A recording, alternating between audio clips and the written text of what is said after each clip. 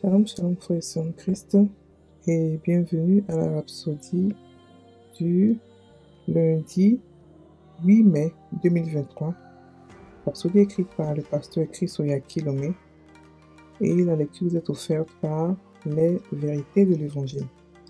Le thème d'aujourd'hui est Christ en vous, la merveille du christianisme. Alléluia. Le verset est pris de Colossiens 1, verset 27, qui nous dit « À qui Dieu a voulu faire connaître quelle est la glorieuse richesse de ce mystère parmi les païens, à savoir Christ en vous, l'espérance de la gloire. » Alléluia. Le pasteur Christ dit « Avoir la connaissance vitale et vive avec la conscience que Christ vit en vous est l'une des plus grandes bénédictions du christianisme. C'est en fait la solution à tous les problèmes et la réponse à toutes les questions. Christ en vous est la merveille du christianisme. Lorsque Jésus a marché sur la terre, il était avec les disciples en tant qu'Emmanuel, Dieu avec nous. Mais le rêve du Père n'était pas encore réalisé. Il voulait que toute la divinité soit en nous, et pas seulement avec nous. Il voulait que son esprit soit en nous. Alléluia.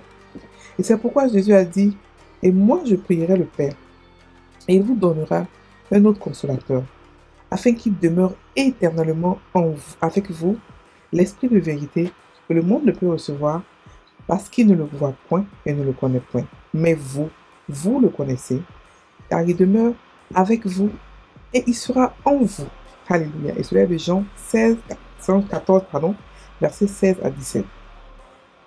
Le désir du Père s'est concrétisé le jour de la Pentecôte, lorsque l'Esprit Saint est venu habiter en nous. Alléluia. Considérez l'étonnante vérité de Romains 8, verset 11 qui dit « Et si l'Esprit de celui qui a ressuscité Jésus d'entre les morts habite en vous, celui qui a ressuscité Christ d'entre les morts rendra aussi la vie à votre corps mortel par son Esprit qui habite en vous. » Alléluia. Cela signifie que Christ en vous, le Saint-Esprit en vous, est la vie de votre corps physique, de votre santé, de votre délivrance. C'est votre santé, c'est votre délivrance, votre intégrité et votre persévération. Christ en vous est votre droit de marcher hors de n'importe quelle douleur. Christ en vous est votre pouvoir dessus toute crise. C'est votre domination sur les ténèbres, la pauvreté, le manque et la pénurie. Alléluia. Christ en vous est la plus grande bénédiction qui soit. Béni soit Dieu. Alléluia, alléluia.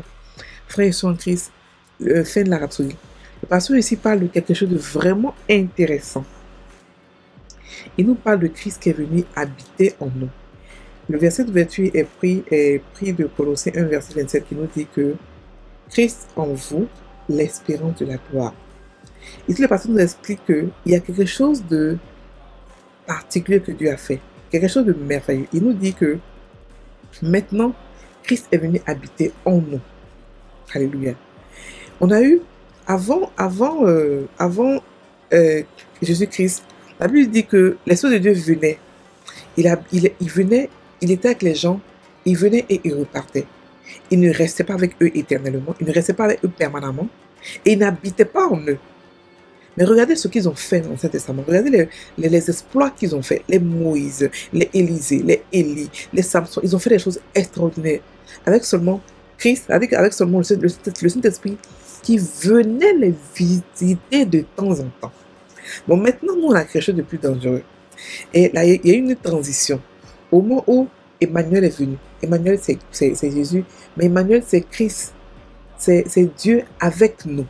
Donc, pendant que Jésus était sur la terre, il était avec eux. Il n'était pas en eux encore. Il était le seul à avoir reçu le Saint-Esprit en lui. Parce qu'on parle de Christ ici en nous, on parle de Saint-Esprit qui habite en nous. C'est-à-dire qu'on parle de Dieu qui habite en nous dans toute sa plénitude.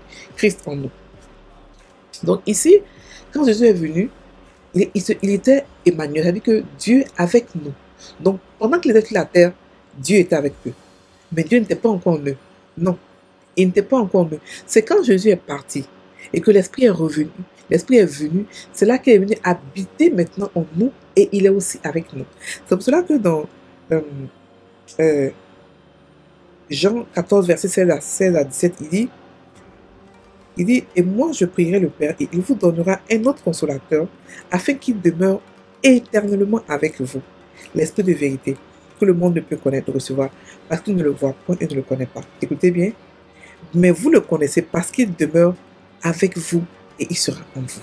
Donc nous, on a le Saint-Esprit de deux manières. C'est-à-dire que on est rentré en lui et il est rentré en nous. Et en plus de là, il est avec nous. Ça veut dire que on peut le voir. Ça veut dire que on peut le toucher, on peut lui parler à n'importe quel moment. Parce qu'il est à la fois en nous et avec nous. Ça veut dire que Jésus, autant de Jésus, même autant les disciples étaient là, il n'avait pas ce privilège-là. Seulement Jésus qui avait cela. C'est pour ça qu'il a fallu qu'il meure afin que nous puissions avoir le même privilège que lui. C'est-à-dire que Christ, Jésus, Dieu qui vit à la fois en nous et avec nous et qui ne nous quitte jamais. On n'a pas parlé du fait où il est parti. On a seulement expliqué quand il est venu. Et la Bible nous dit qu'il est avec nous éternellement. Il est avec nous et il est en nous éternellement. C'est pas quelque chose qui va, il ne va pas partir pour revenir, non. Avant, il partait pour revenir. Parce qu'il n'avait pas la capacité de pouvoir le contenir. Il n'avait pas la nature de Dieu. Mais nous, on a la nature de Dieu. C'est-à-dire que nous, on peut le contenir. Donc, il peut être, c'est pas qu'il peut être, il est en nous et avec nous. Et c'est ça qui fait notre particularité. C'est ça qui fait que nous pouvons sortir de n'importe quelle situation. C'est ça qui fait qu'on est Dieu à 100%. C'est ça qui fait qu'on a la nature de Dieu. C'est ça qui fait qu'on est constamment sanctifié, purifié par l'Esprit de Dieu qui habite en nous et qui est en nous. Donc, frères et sœurs en Christ, ce que je vous explique aujourd'hui, c'est quelque chose de très important. Il faudrait que chacun de nous ait sa relation intime, personnelle avec Dieu. Et on peut le faire aujourd'hui parce qu'il habite comment? Il habite en nous et il est avec. Il n'est pas seulement il habite, il réside, il vit en nous. Et il est aussi avec nous. Donc, il faudrait qu'on puisse comprendre la puissance, la portée de cela.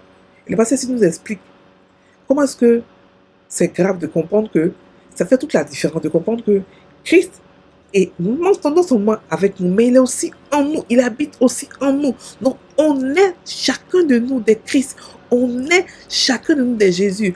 On vit en son nom, on fait tout à sa place. C'est-à-dire qu'on vit en tant conscient d'être de Jésus. Parce que Dieu habite en nous et il vit aussi avec nous. Alléluia. Donc, frères et sœurs en Christ, c'est trop puissant, c'est trop grandiose, c'est trop grave. Et la Bible dit que s'il habite en nous, si le même esprit la vit en nous, s'il vit en nous, pas seulement s'il vit avec nous, mais s'il vit en nous, il a le pouvoir de rendre notre corps mortel. Il a le pouvoir de contaminer ce corps-là pour que nous puissions avoir la santé divine. C'est-à-dire qu'il maintient notre santé divine. Il fait qu'on est tout le temps dans la santé divine. Alléluia. Ça veut dire que notre corps physique n'est pas soumis au pouvoir de ce monde, n'est pas soumis à la vieillesse, n'est pas soumis à la pauvreté, à la maladie, n'est pas soumis au péché, n'est pas soumis au diable, n'est pas soumis aux réalités de ce monde. Non. Parce que notre corps est soumis à Dieu et on le soumet intentionnellement. Ce n'est pas quelque chose qui se fait automatiquement. Quand il est avec nous, pour qu'on puisse bénéficier de cette santé divine, il faudrait qu'on puisse accepter et méditer sur ces paroles. Ce n'est pas des choses comme ça, ce n'est pas des versets qu'on prend, on entend et puis on est content, on dit Amen et puis on part. Non, ce sont des versets qu'on prend et qu'on mange, qu'on médite pour que le verset demeure en nous, pour garder la parole. Là, Jésus a dit quoi? Garder ma parole, demeurer dans ma parole. Ça veut dire quoi? Méditer la parole de Dieu, méditer-la, restez-la, prenez-la, enfoncez-la au fond de votre cœur afin qu'elle puisse porter des résultats. C'est ce qu'on fait actuellement. C'est ce qu'on va faire. Alléluia. C'est ce qu'on doit faire, pardon. Donc, ce verset nous donne la délivrance totale dans toutes choses. Donne-nous le pouvoir sur toutes choses, sachant savoir que Dieu, le créateur de toutes choses, le créateur de l'univers, non seulement habite en nous et il est avec nous. Et parce qu'il habite en nous, il est avec nous, on est plus que vainqueur dans toutes choses. On n'est pas soumis à ce monde. On vit la vie spirituelle, la vie élevée, la vie excellente tous les jours. On ne supplie pas Dieu pour quelque chose. On a tout parce que son pouvoir habite en nous. En plus, sa parole aussi habite en nous. Frères et sœurs, on est C'est-à-dire que pour la vie, on est vainqueur. Pour la vie, on est excellent. Pour la vie, on est casé pour la vie. Parce que le plus grand, le Créateur, Dieu, que personne ne pouvait voir avant, Dieu, que personne ne pouvait contenir, aujourd'hui, nous les chrétiens, on le contient. Pourquoi? Parce qu'il a fait, il nous a créé pour qu'on puisse le contenir. Alléluia. Donc, frères et sœurs en Christ, on est une bénédiction et on est une source de bénédiction parce que Jésus habite en nous. Alléluia. Donc, on va maintenant prendre la confession. La gloire, la plénitude, la perfection, le succès,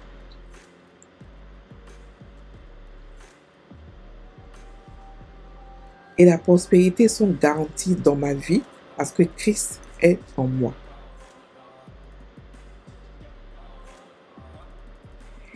Il est dans chaque fibre de mon être, dans chaque os de mon corps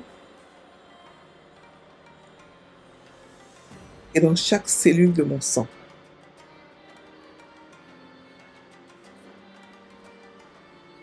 En Christ, j'ai reçu la grâce et la capacité de régner et de dominer sur toutes les circonstances.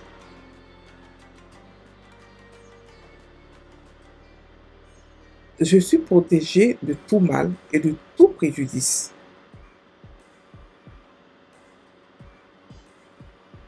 Parce que je suis en Christ et Christ est en moi. Alléluia. Soyez en Christ. Passez une très bonne journée. N'oubliez pas, Christ en vous et avec vous. Il n'y a rien qui puisse être trop dur pour vous pour faire. Alléluia. Soyez bénis.